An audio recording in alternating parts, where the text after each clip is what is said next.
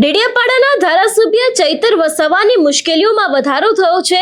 જે રીતે આપણે જોયું કે ચૈતર વસાવા તેમના પત્ની સહિત જે બીજા લોકો છે એ લોકોને વનકર્મી પર હુમલા થયા હોવાની જે આખી ઘટના હતી એ જ કેસની અંદર સેશન્સ કોર્ટ દ્વારા દોષિત જાહેર કરવામાં આવ્યા છે। ચૈતર વસાવાને 7 વર્ષની સજા ફટકારવામાં આવી છે, દંડ ફટકારવામાં આવ્યો છે, પણ એને જ લઈને હવે આ સમગ્ર મામલે સરકારી વકીલનું એક નિવેદન સામે આવ્યું છે। તેમના દ્વારા આ સજાને લઈને વાત કરવામાં આવી છે। ચૈતર વસાવાની જે આખી પ્રોસેસ છે એને લઈને પણ તેમના દ્વારા શું કહેવામાં આવ્યું છે તેની વાત આ વિડીયોમાં। નમસ્કાર, હું હંસિની અને તમે જોઈ રહ્યા છો નિર્ભય ન્યૂઝ। વનકર્મીઓ ઉપર જે મારવાનો આક્ષેપ ચૈતર વસાવા ઉપર થયો હતો એને જ લઈને આજે સેશન્સ કોર્ટનો ચુકાદો આવ્યો હતો। આ જ ચુકાદામાં ચૈતર વસાવા સહિત જે લોકો છે એ લોકોને દોષિત જાહેર કરવામાં આવ્યા હતા। ચૈતર વસાવાને 7 વર્ષની સજા ફટકારવામાં આવી છે। એવામાં હવે આ સમગ્ર મામલે સરકારી વકીલ દ્વારા મોટો ખુલાસો કરવામાં આવ્યો છે।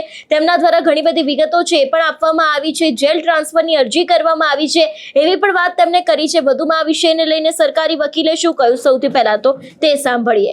ભાઈનો જે કેસ છે 2023ની સાલમાં ફોરેસ્ટના જે કર્મચારી છે એમણે અન્ય કોઈક જે વ્યક્તિ હશે એમણે ફોરેસ્ટની જમીન ઉપર કંઈક ઇલીગલી એમણે વાવેતર કરેલું હતું અને એ વાવેતર દૂર કરેલું હતું ફોરેસ્ટના કર્મચારીઓ। એના અનુસંધાનમાં આ જે ચૈતરભાઈ વસાવા છે એમણે આ જે ફોરેસ્ટના કર્મચારી છે એમને એમના ઘરે બોલાવી અને એમને જે છે ધાક ધમકી આપેલી, એને જે પિસ્તોલ કે જે બંદૂક હતી એનાથી એમણે હવામાં ગોળીબાર કર્યું હતું અને ધોલ ધપાટ કરી હશે અને એ ધોલ ધપાટ કરી હતી અને આવો એક બનાવ હતો। અને પછી બીજે દિવસે એને જે પીએસ છે એ પીએસ જે છે એમણે એને અન્ય જે ઈસમો છે એમણે 30 હજારની 60 હજારની બે ઈસમોને આપવા માટેની ખંડણી માંગેલી હતી।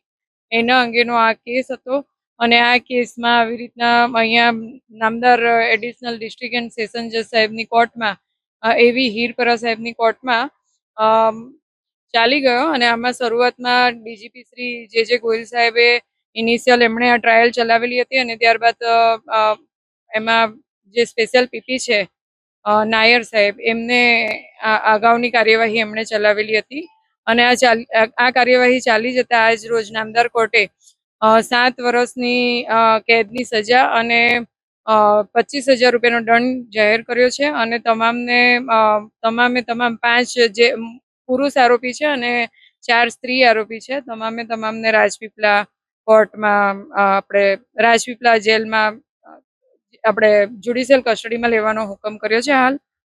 અને એમાં અરજી આપવામાં આવી છે કે જિલ્લા ટ્રાન્સફર માટેની અરજી પણ હાલ આપી છે, કારણ કે આ જે મેટર છે એ મેટરમાં જો અહીંયાની જેલમાં રાખવામાં આવે તો અહીંયા નર્મદા જિલ્લાનું જે વાતાવરણ છે એ એમાં તકલીફ પડે એમ હોય અધર ડિસ્ટ્રિક્ટમાં એમને ટ્રાન્સફર કરવા માટેની અરજી પણ હાલમાં આપી છે।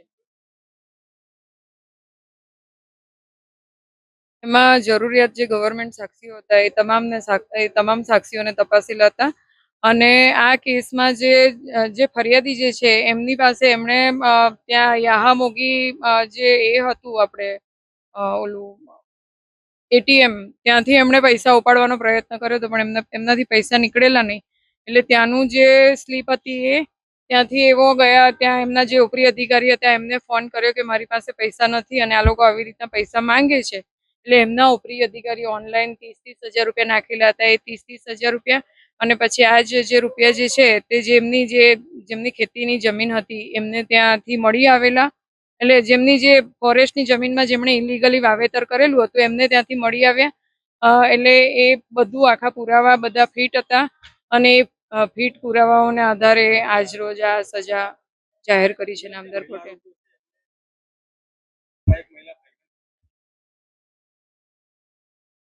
એમાં જે મહિલાનું જે બાળક છે એ બાળકને સાથે લઈ જવા માટે કેટલા દસ્તાવેજી પુરાવા ઓકે મેં કીધું એ જ દસ્તાવેજી પુરાવાઓ હતા, બધું ચેઇન આખી કમ્પ્લીટ થતી હતી કે ક્યાંથી પૈસા મળ્યા, શું થયું વાત એ। મહત્વના મુદ્દાઓ રાખવામાં આવ્યા જે સજા માટેના ગ્રાઉન્ડ ઉપર આવતા મુખ્ય જે મુદ્દાઓ હતા એ જે 1 વર્ષનું એમણે પ્રોબેશન લઈને એક ગુનામાં એમણે મુક્ત થયા હતા. 1 વર્ષનું પ્રોબેશન એમણે લીધું હતું. પ્રોબેશન પિરિયડ પત્યો અને તરતથી ફરી પાછા ઘણા ગુનાઓ એમની સામે નોંધાયેલા છે. એટલે આ બધા ગ્રાઉન્ડને નામદાર કોર્ટે ધ્યાને લીધા છે.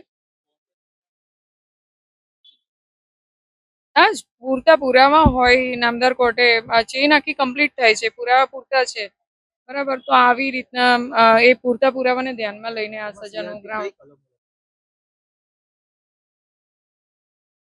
બંદૂક નથી મળી આવી.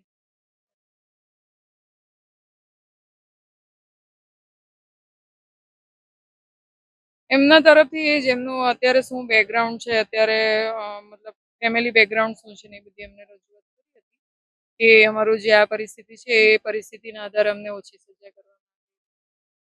વાત કરવામાં આવે ચૈતર વસાવાના કેસને લઈને તો જે રીતે અત્યારે હાલ માહિતી છે એ રીતે અને નવેમ્બર 2023માં નોંધાયેલી આ ફરિયાદ મુજબ ધારાસભ્ય પર આરોપ હતો કે તેમણે ફોરેસ્ટ કર્મચારીઓને પોતાના ઘરે બોલાવીને માર માર્યો હતો. આ વિવાદાસ્પદ ઘટના બાદ ચૈતર વસાવાએ કોર્ટમાં સરેન્ડર કર્યું હતું ને હવે લાંબી કાનૂની પ્રક્રિયા બાદ કોર્ટે આ મામલે તેમને દોષિત ઠેરવતો મહત્વનો ચુકાદો આપ્યો છે. અને જે રીતે અત્યારે હાલ સરકારી વકીલ છે એમનું પણ નિવેદન સામે આવ્યું છે. તેમના દ્વારા એવું કહેવામાં આવ્યું છે કે સેન્સિટિવ ચુકાદો હોવાથી તેમને સીધા વડોદરા કોર્ટમાં લઈ જવાની અરજી કરવામાં આવી છે. એવી પણ વાત વકીલ છે તેમના દ્વારા કરવામાં આવી છે. એમના દ્વારા ઘણા બધા વિષયને લઈને વાતચીત કરવામાં આવી છે. આખો મામલો હતો એને લઈને પણ જે રીતે આપણે સરકારી વકીલને સાંભળીએ તેમના દ્વારા વાત કરવામાં આવી છે. ને અત્યારે હાલ જિલ્લાનું વાતાવરણ ડહોળવાની ભીતિને કારણે અન્ય જિલ્લાની જેલમાં ટ્રાન્સફર કરવાની અરજી છે તે ચૈતર વસાવા માટે કરાઈ છે એવી વાત પણ સરકારી વકીલે કરી છે. એટલે જોવાનું રહેશે કે આગામી સમયમાં સમગ્ર કેસમાં શું નવા જૂની થાય છે. આ વિષયને લઈને તમારો શું અભિપ્રાય છે અમને કમેન્ટ કરીને ચોક્કસથી જણાવજો. તેની સાથે અમારી ચેનલ નિર્ભય ન્યૂઝને લાઇક, શેર અને સબસ્ક્રાઇબ કરવાનું ભૂલશો નહીં. નમસ્કાર.